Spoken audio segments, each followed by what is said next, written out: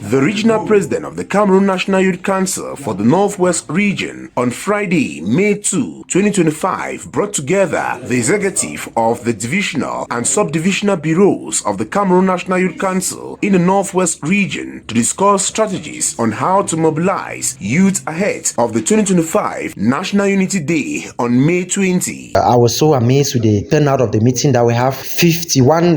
youth leaders across the region who came to attend this particular meeting, and we had a lot of discussion on how all the subdivisions, the divisions will be represented during the National